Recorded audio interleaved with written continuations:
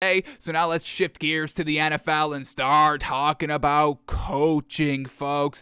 Some teams fired their head coach this season for, rightful reasons. Some other teams maybe not rightful reasons, but teams made the decision to pull the trigger and fire their head coaches, which means there's coaching vacancies, which means there's all these coordinators, offensive, defensive, trying to throw their hat in the ring of being the next head coach of an NFL team. And, we've got a little bit of a break in the week here. We still got, the season is still going on, folks. We still got 4 teams left playing at Championship Sunday to try to go to the Super Bowl here. But a lot of these other teams are starting to try to, look to next season already, trying to get everything settled so they can start planning for the future for next season and all that. So we're going to be spending, I don't know how long, the next, what do we got here? We're 23 minutes deep in the show, so probably the next 40 minutes here, just casually talking about coaching, folks. That's all we're doing, casual talk time. So let's see what the new coaching news is. Let's refresh what the teams that need the coaches are. Let's see what these coaching candidates are all about, and let's talk all of it through. So let's start here with the coaches remaining in the championship hunt, shall we? Which teams, which coaches actually get it done? Once again, our narrative that we've kind of been saying the last few months here, offensive-minded coaches really should be the only hire at the head coaching position. Yes, there's obviously exceptions to the rule. Bill Belichick is the biggest one, but why we kind of want offensive-minded coaches at the head coaching spot rather than defensive-minded coaches is that it just feels like the offense is neglected when it's defense at the helm, and that goes to Brian Flores once again. I mean, Tua and that offense was always an afterthought. Even with Bill Belichick, the exception to the rule, how much help did he give Tom Brady? He never went and drafted any good receivers. He never spent any money on the offense for Tom Brady. And we're talking about Tom Brady. He's obviously no scrub, folks. And Bill Belichick still really didn't even give him any help. Bill Belichick was like, all right, here you go. Make it work because I got the defense back here. The defense was fantastic. Don't get us wrong. Same thing with the Dolphins. That defense was fantastic. Don't get us wrong. We're not knocking Brian Flores. I'm not knocking any defensive-minded coaches, but I don't think they should be head coaches. And this brings it all back to, why does everybody have to be the guy? I don't think you have to be the guy. This is a team sport. Everybody preaches team sport. The two big things, and it's so funny. Everybody teaches buying in. Everybody must buy in, and this is a full team. Everybody must do their part. Everybody must put in the work, or we're just not going to win. That's what it is. And then what happens at the end of the season? Coaches are interviewing for jobs even though they're still playing in the playoffs and are trying to win a championship. So that's a big distraction that everybody just says, all right, yeah, that's fine. We all bought in here. We all had no distractions. But yeah, these coaches can actively go out and interview while we're all trying to prepare for basically the biggest game of everybody's career at the current moment. No? So that one goes out the window. In that, what was the other one I just said? Coaches. Let me rewind it here, folks. Coaches interviewing, not buying in. What was the other rule I just had? That just blanked on me. Jeez. All right. Well, let's move on. If I rethink of it, we'll come back to it. But yeah, nobody's buying in anymore. What's up with that? Can we all just buy in? Y'all are preaching buying in, and you aren't even practicing what you're preaching. So what's up with that? So these head coaches, folks, we're going to be, I truly lost exactly where I was. I don't know what the hell that was. All right. So coaches, folks, we were talking about Bill Belichick, Tom Brady. Yeah, Bill Belichick didn't give Tom Brady any help, anything like that. Where was I going? I was going somewhere, folks. I was truly, I was rolling, folks. So yeah, geez Louise. Coaches not buying in. Yeah. coaches not. I truly apologize, folks. I know this is not good to listen to. Trust me, I'm listening to it as I speak. I know this is not good, but I've truly lost everything I was thinking. Did my mind get wiped? Does everybody's mind get wiped at 12:23 p.m. Eastern time? Man. Okay. So, coaches, folks, we want offensive-minded coaches, defensive-minded. We're not knocking defensive-minded coaches, but they really should not be. The offense is always lackluster. Brian Flores is a great defensive talent, folks. Don't get us wrong. Like we said, that Dolphins defense these last 2 seasons have been very, very good. They haven't shown up in the biggest game, and they always got slaughtered by the Bills. That's a separate conversation. But overall, just optically, yeah, that Dolphins defense was truly carrying the team really the entire year. And then Bill Belichick not giving Tom Brady any help, just letting him kind of, sink or swim himself when we knew he swam. But just kind of focusing in on that defense, and the offense is always an afterthought with these defensive-minded coaches. And I think it's a little bit of ego with these defensive-minded coaches. Obviously, everything in the media, everybody gushes over the quarterback in the offense. Obviously, just look at this, divisional game last week with the Bills and the Chiefs, folks. Offensive powerhouse, the final 2 minutes, all entertaining. That stuff makes social media. Nobody's really talking about, Aaron Rodgers, the Packers and the 49ers. They're talking about it for a different reason, but it's not like the main game of the week because the final score was 13-10. The greatest game that I think I've ever witnessed was that Chiefs-Bills game. So that's offense right there. It gets the attention. It sells the tickets. It does all that. And I think defensive players, defensive coaches, they kind of see that and they're like, where's the love for us? So they get a little bit of a big head when they're very good and they're able to be dominant. So these defensive-minded coaches, they're like, hey, I can get it done defensively. And the offense, I'm going to put all the money in the defense. And the offense, you just have to score, 3-6 points because I'm going to hold the opposing team to no points because that's how much I know I can get it done as the defensive guy at the head coaching position.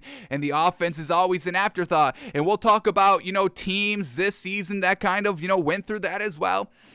So let's kind of jump into now which teams currently need coaches, which are the available teams here that are looking for the head coaching job. So I think we have 7 of them. So Raiders need a new head coach, but maybe not. Rich Bisaccia, I think he should deserve at least an interview. Let's get Rich Bisaccia's background up here. Is he offensive minded, defensive minded? We saw the offense kind of still be decent when they made the transition from John Gruden to Rich Bisaccia, and they made it into the playoffs. Derek Carr was decently clutch down the stretch.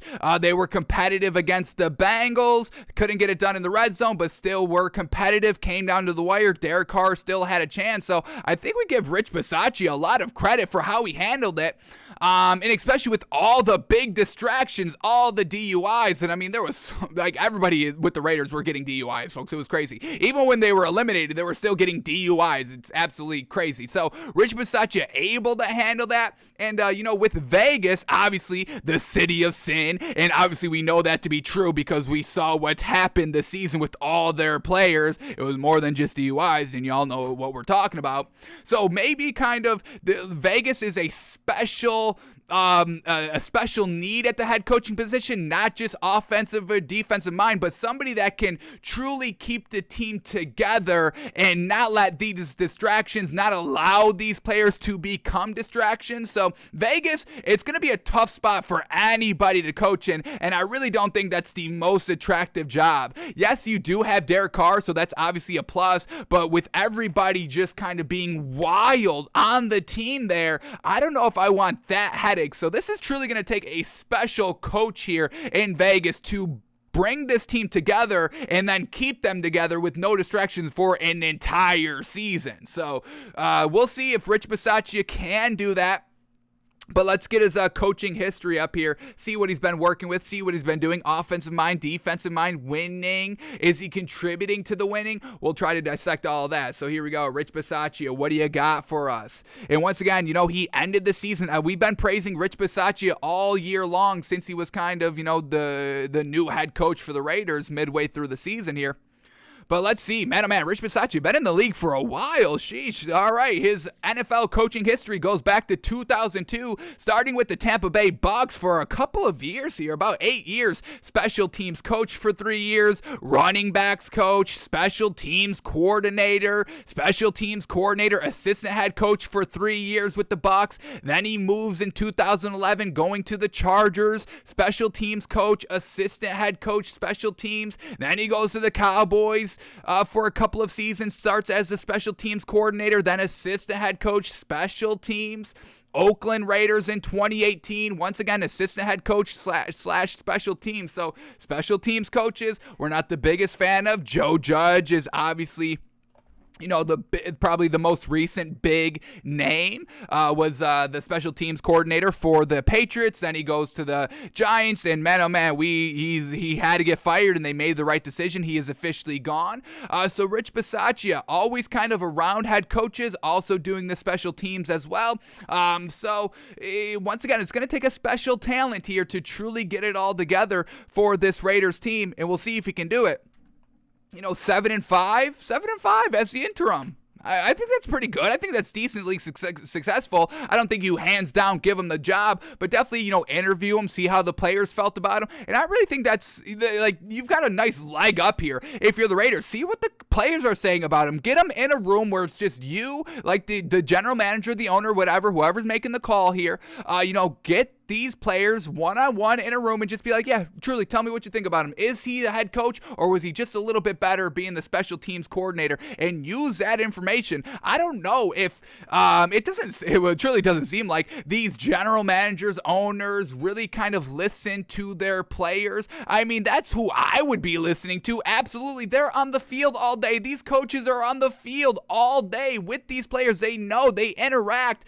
These players, they've come from everywhere. They've come from collegiate programs. They've come from other NFL teams. They know what is good. They know what is bad. They know what is successful, and they know if the head coach truly has it or not. So this is going to be interesting here. I really don't have a call here on Rich Bisaccia. If he gets the job, I think that's great. If he doesn't, I can kind of understand why. So this Vegas team, this Vegas head coaching vacancy, if you will, is probably the most complicated of everything, because you have this Vegas factor that is apparently eating everybody alive here. So Rich Bisaccia, coming from the special teams background, seemed decent and kept them competitive, kept the team together. I think that speaks for a lot for the man. So we'll see if Rich Bisaccia can keep the job. Once again, I think I could go either way on him, but I think I would give it kind of 51% to keep him, 49% to kind of get rid of him, of just how well he was able to kind of handle this situation. This was a tough situation to be thrown into really kind of overnight, because once again, going back to the John Gruden situation, it didn't seem like they were really going to take action, and then emails just kept coming out, so they're like, okay, yeah, you got to go. And then Rich Bisaccia just stepped up, made it to the playoffs, turned the team around, something that John Gruden couldn't do. I mean, that takes a lot. That's another big green flag for Rich Bisaccia. John Gruden floundering at the back end of the season, his first 3 years with the Raiders, and Rich Bisaccia had a little bit of a skid in kind of about week 13, 14, but then cleaned it up at the end of the season and got themselves into a playoff game. I mean, that needs to be kind of shown. I mean, Brian Flores couldn't complete that. Brian Flores, started 1-7, got it done in the back end, but couldn't win that game against the Patriots. Lost that second to last game. So just couldn't get it done there. Rich Bisaccia did. So a little bit of credit for Rich Bisaccia. We'll see what the Vegas Raiders do here with them.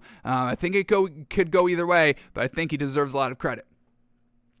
All right, what else do we got here? Head coaching vacancies. We got the Denver Broncos. And once again, this is a little bit of a blank slate here. You've got some nice pieces to work with, but you don't have the quarterback. So once again, you are definitely going to want to be an offensive-minded head coach here for this Broncos team. Just coming off of Vic Fangio, and I want to say Vic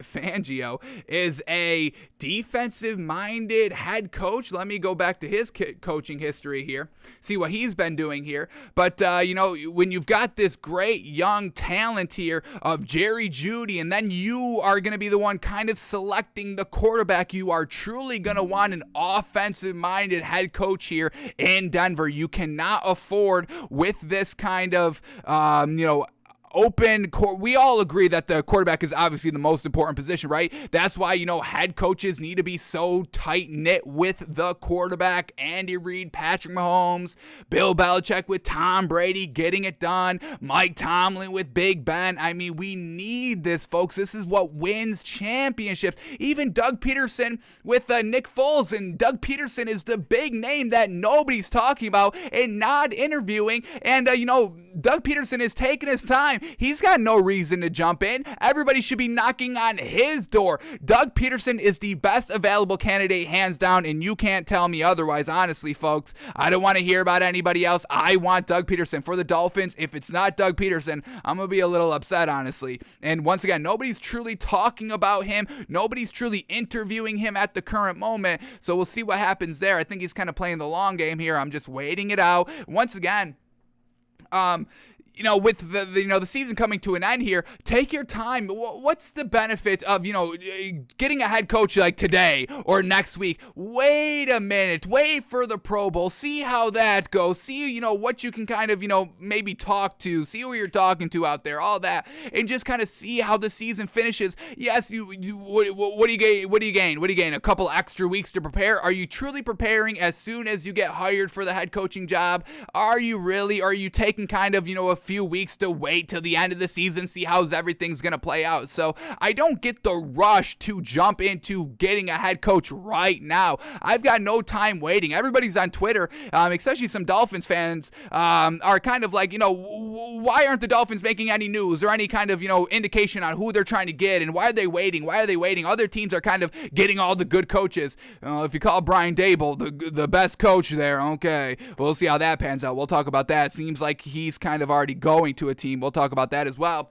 But I just don't understand why everybody wants a coach right now. Wait, I've got no problem waiting. Is it going to make a difference if I hire a coach right now or 4 weeks from now? Are you getting that much ahead than other teams? I don't really think so. Get the head coaching decision right. This is one of the biggest decisions for a team to be successful. It really is quarterback, head coach, edge rush, or left tackle and edge rusher. I mean, that's kind of the main components here to a winning football team. So, I mean, why rush? Don't rush. Rushing leads to more garbageness. Look at the Giants. Why would you ever hire Joe Judge? That made no sense, and they've been trash. Rushing into these decisions, folks, I don't think is the right decision. So, we'll see how all that goes, and why, who's the first one to pull the trigger, who's the last one to pull the trigger, and let's actually do that. Let's do that. We will keep track of who gets the head coaching first, who gets the first pick, who's going to make the first hire, who makes the last hire. We'll keep track of this in the offseason and then compare it to the end result of next season to see, did it pay off to wait, or did it pay off to kind of, jump the gun, jump the shark? So we'll definitely keep track of that. Once again, there's no head coaching hires as of quite yet, so, we don't have to kind of mark anything at the current moment, but we'll definitely keep an eye on that. We'll track that. All right, back to Vic Fangio here, folks. What did this man get a start at? So here we go. Starting, and man, Vic, damn, he been around the block a little bit. Sheesh. This man started his coaching career in the NFL in 1986, man. I wasn't even born then. Sheesh. All right, but he started linebackers coach for the Saints. Then he went to outside linebackers coach for about 6 years. Then he goes to a linebackers coach. Then he goes to Carolina in 1995. Defensive coordinator for the Carolina Panthers for a few seasons. Then he goes to Baltimore for 3 years, defensive coordinator. Then the Texans, defensive coordinator, 2006 goes back to the Ravens, special teams assistant to the head coach, not the assistant head coach, assistant to the head coach.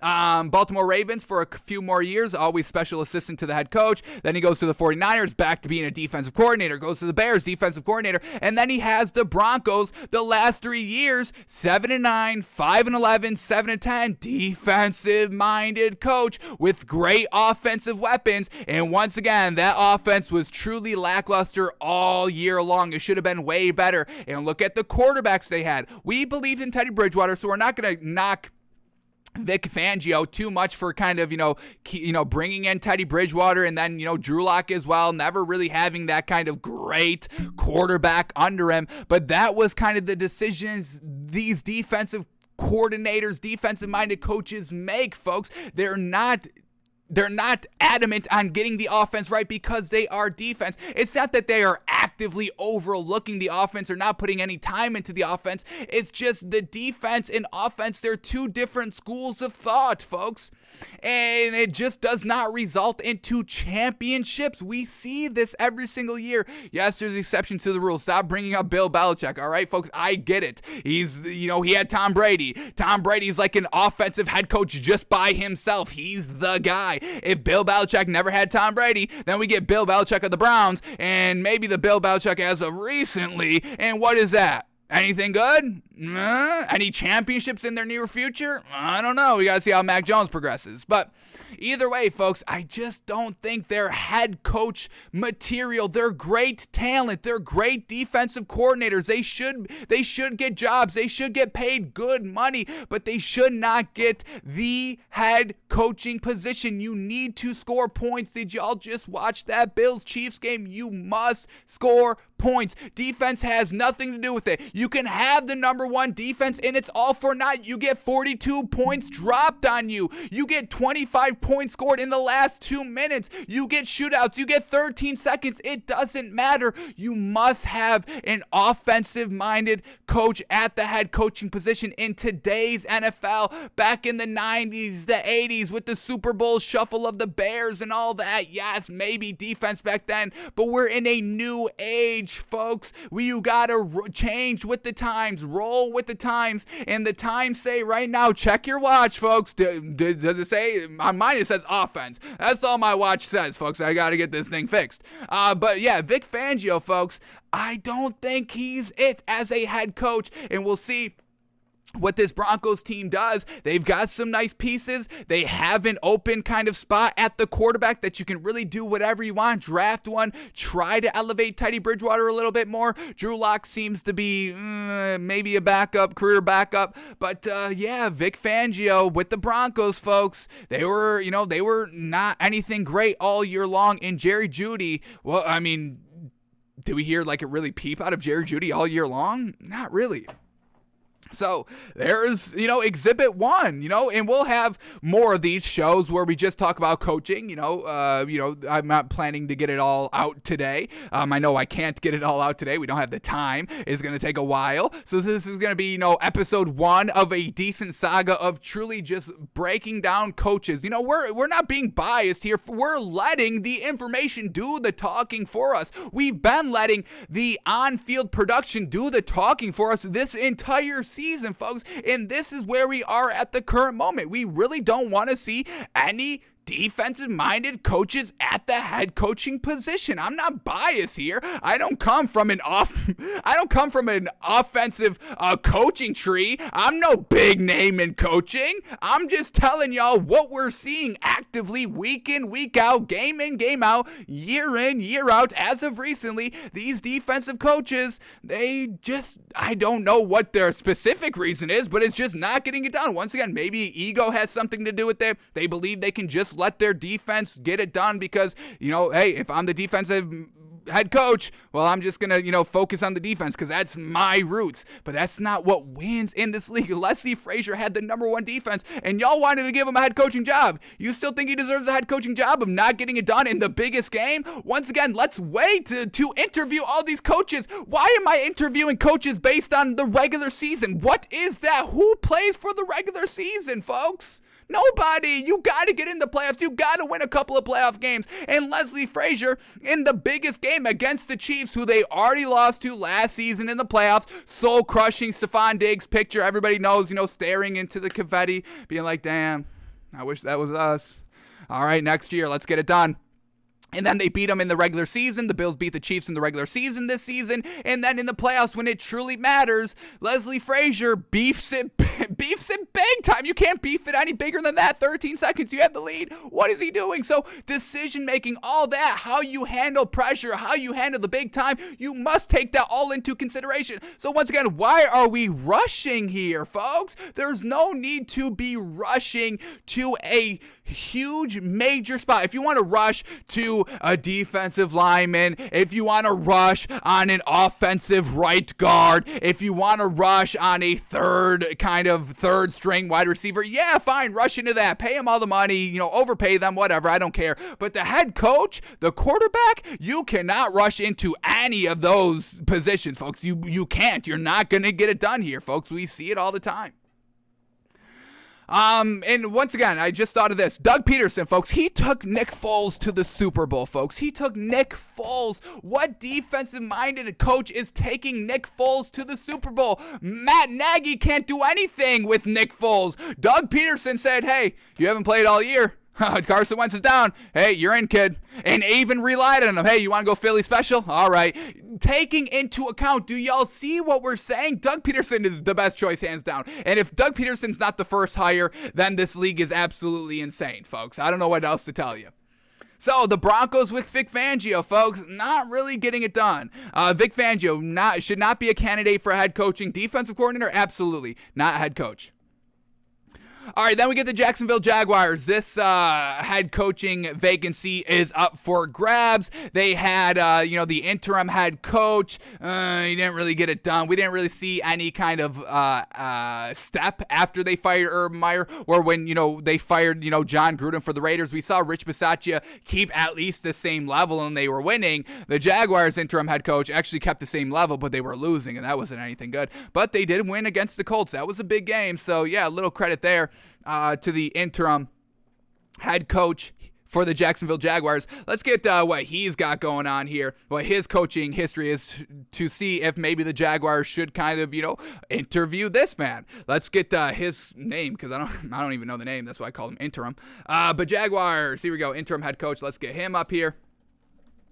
And then we'll see what he's been doing in the league. Daryl Bevel. What do you got for us, Daryl Bevel? You been doing anything good? You been anything good? You been around the block like Vic Fangio since 1900?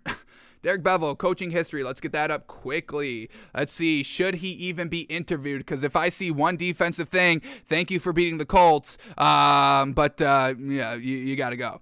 All right, so here we go. Starting in 2000. No. He's starting in 1996. 2000. That's when he started. He was in college in 1999. All right, 2000. Offensive assistant with the Green Bay Packers for a couple of seasons. Then in 2006, he goes with the Vikings. Offensive coordinator, Seattle offensive coordinator, Detroit offensive coordinator, and then he was with the Jaguars this season. First year with the Jaguars offensive coordinator. So yeah, Daryl Bevel, I definitely think may get an interview. Maybe interview him, see what he can do. But we didn't really see Trevor Lawrence's play kind of increase at the back end of the season. It was really just kind of the defense solid all year long. So I don't know if Daryl Bevel is the right choice, but he is an offensive guy, so I think he has more of a chance than really, Brian Flores. I don't do Brian Flores. I cannot endorse Brian Flores anymore, folks, as a head coach. Defensive coordinator, yes, he's a brilliant defensive mind. Don't get me wrong, but you can't be a head coach. Go back to Dan Quinn, folks. He was with the Legion of Boom, defensive coordinator for that. But, once again, there was some great pieces there. But overall, they got it done. And then he goes to a head coach with the Falcons, and he was good year one, and then just got worse and worse and worse and worse and worse. Lost the Super Bowl, couldn't really get back there, was never as dominant as they were. And just once again, every single year, they just kept getting worse and worse. And then he goes with the Cowboys, and now he has one good season, once again, with a lot of talent on that Cowboys defense. There's so much talent. The Walk of Fame, folks, the Walk of Fame defense. And now everybody wants to see Dan Quinn as another head coach. And it's just like, did y'all not just see the Falcons? He can't get it done either. Mike McCarthy can't get it done. You must fire him as well. But Dan Quinn's not the head coach. He's not the guy. Oh my God. It's just it's a little maddening, folks. A little maddening. So we got the Jaguars job up for grabs. We got the Dolphins job up for grabs, and we'll see what they do. I want to see Doug Peterson and only Doug Peterson, honestly. Maybe Sean Payton, because we got that story to talk about as well. The owner was like, yeah, I don't know. The owner came out and was laughing. He was like, yeah, we don't know what Sean's doing. I think he'll let us know soon, but we don't know what the heck he's got going on. And so I don't know if Sean Payton's returning to the Saints there. And with Tua being small, Drew Brees being small, obviously they've had success, Sean Payton and Drew Brees. Maybe this is a good fit for him, but maybe Sean Payton can't coach unless he has a great quarterback. And so far, Tua is not as good as Drew Brees. I think we can all agree on that. We like Tua, but he's no Drew Brees, obviously. So Sean Payton, we still have to kind of decide, is he a good coach or not? Because we just saw his offense this season with Jameis Winston and Taysom Hill and Trevor Siemian, and I get it, a lot of quarterback switching, but it never just looked good. You know, we've been complaining about that all year long. They took no deep shots, and I get it. No Michael Thomas. I get all the intricacies that the Saints were going through. We talked about it daily. We talked about it every week. So, you know, Sean Payton, maybe a little bit of a question mark, maybe, but we'll see. But I would definitely say Doug Peterson, Sean Payton, those are really the only two candidates that any team should be truly going after. And if you're making a hire ASAP, you're not going to have a chance at those guys because Sean Payton hasn't even made up his mind whether he's coaching the Saints or not. So why are the Giants, who had their eyes set on somebody, folks, and it's Brian Daboll, and that's kind of seeming like it's going to happen. Some rumors going out already that Brian Daboll is going to go to the New York Giants. We get this Twitter account. Shout out to NFL Rums, NFL Rumors, at NFL Rums. They are NFL Rumors. On Twitter, they've got some good information. I stand by this account. This is a nice, informative account here. And they said the New York Giants are expected to offer Brian Daboll their head coaching job per league source. And this was yesterday at 4 p.m. Eastern. So, that's seeming like it's going to happen. And we'll see if Brian Daboll is the real guy. He's offensive minded. So, that's definitely a plus there. Josh Allen, a nice tall quarterback. Daniel Jones, a nice tall quarterback. Dual threat as well. Not as big of an arm as Josh Allen, not as accurate as Josh Allen, but maybe he can mold him. Let's see how far Brian Daboll goes back to this Bills team. Was Brian Daboll there with Josh Allen his first 2 years when he was trash, or did Brian Daboll get there last season for Josh Allen and then turn him around? Let's see how long Brian Daboll has been here for the Buffalo Bills. So let's get his coaching history up here quickly, because this,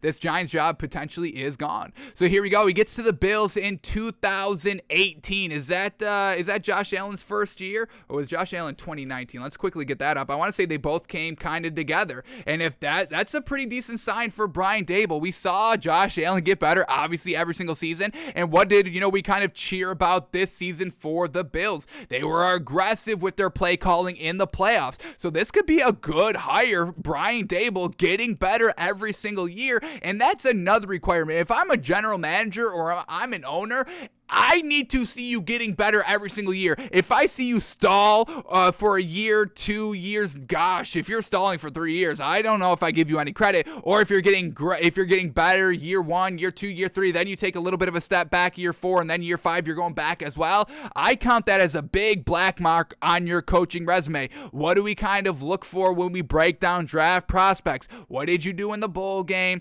Where you have all that time to prepare to get right. So that's kind of.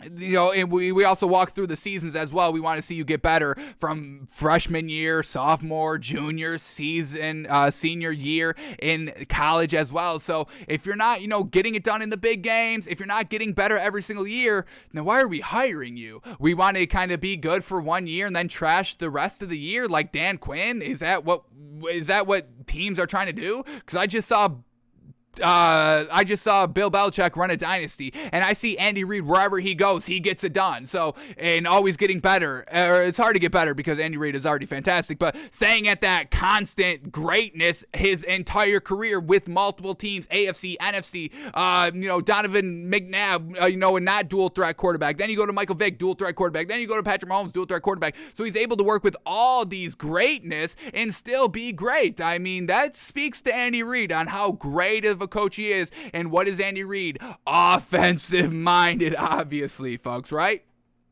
So, Brian Daboll, potentially this could be a really great hire. I don't I still like this season going into head coaching hire. I still give Doug Peterson, obviously we still give Sean Payton the nod over Brian Daboll, but Brian Daboll could be a great hire and a potentially great head coach now that we're seeing him get better every single year. Let's just bring this up quickly. I'm almost certain Josh Allen came in 2018. Brian Daboll's been here for 4 years. Josh Allen, this is his 4th year. 2018. Josh Allen, these stats got better every single season. Let's see.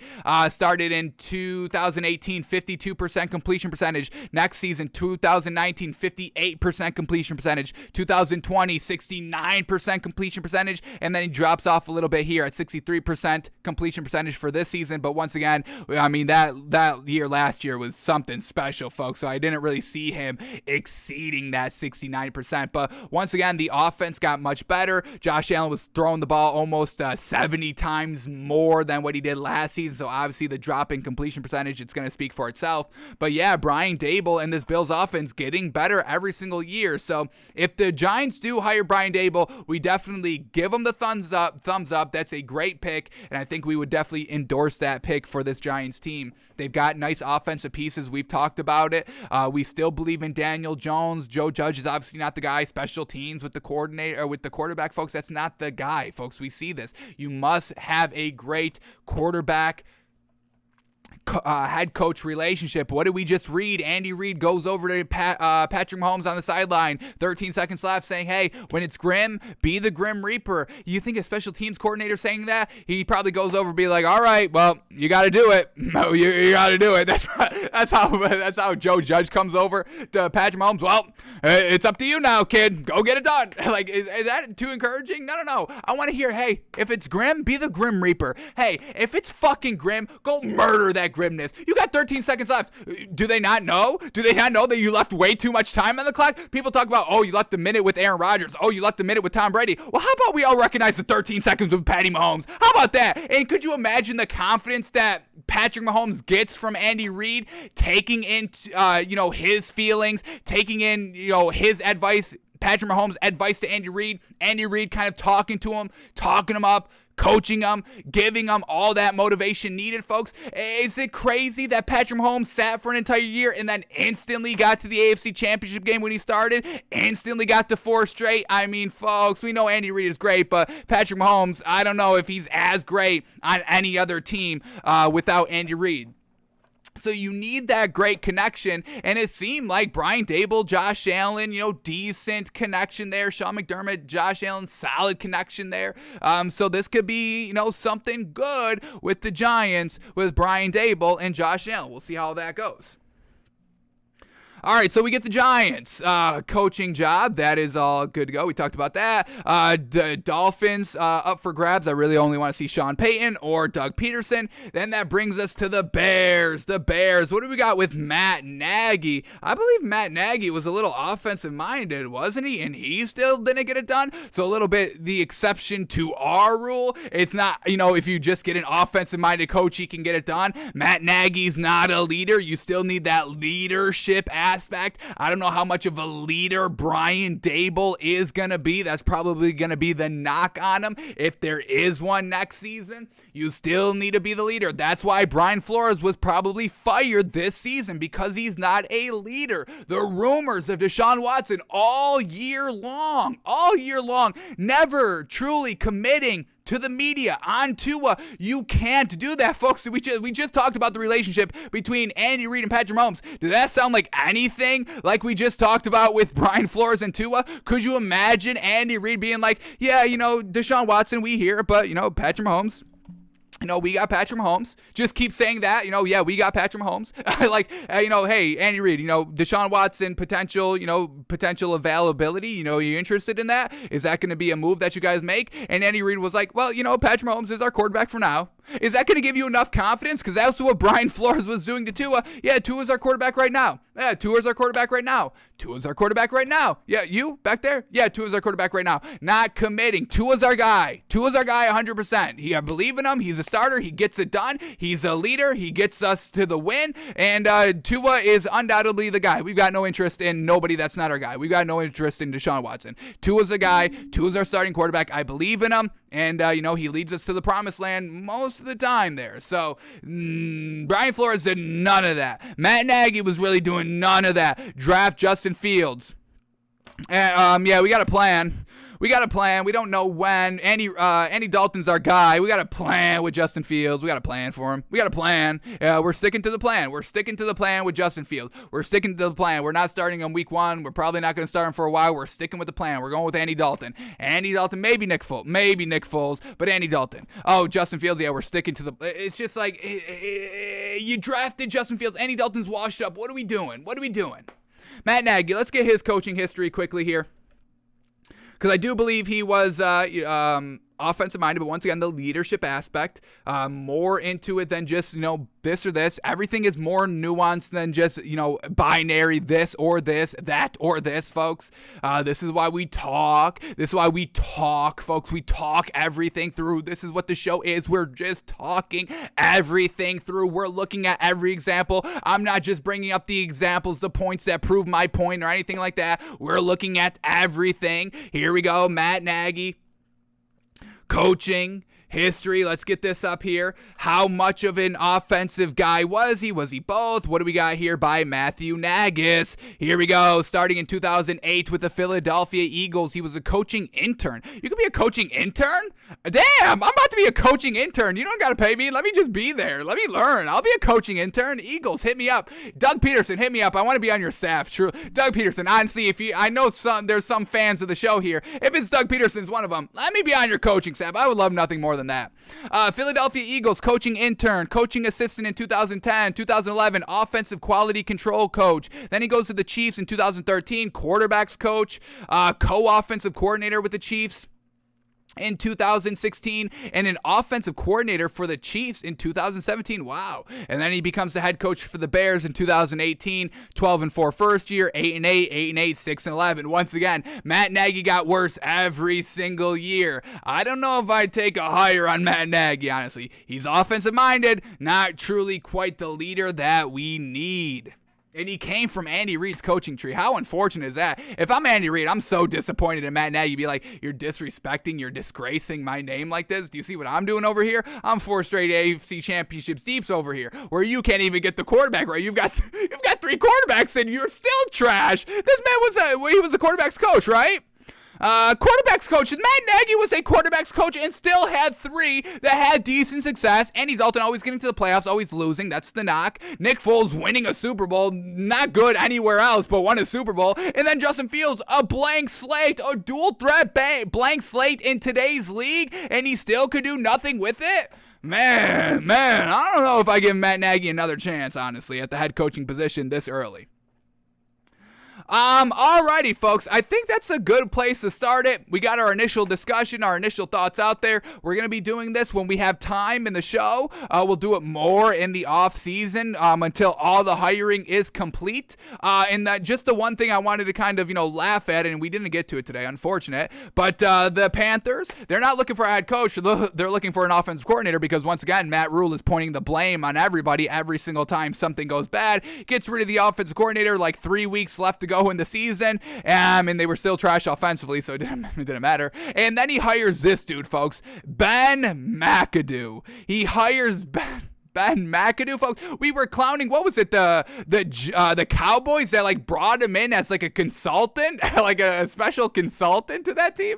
Like, what are we doing here with Ben McAdoo? He was the one that was brought in just to bench Eli Manning so the Giants could get off of Eli Manning with no big person in the Giants organization having to make that call. He was the scapegoat. Ben McAdoo was Eli Manning's scapegoat here to bench him. This man is trash, folks. He's not going to be good. And if you're the Carolina Panthers, you have Matt Rule and Ben McAdoo on your team. That's so comical, folks. Good luck to the Panthers next year, folks. I'm sorry to all the Panthers fans. This is not working out. Ben McAdoo? Oh my God. Couldn't believe it when I saw it. This is the guy that Matt Rule thinks can get it done.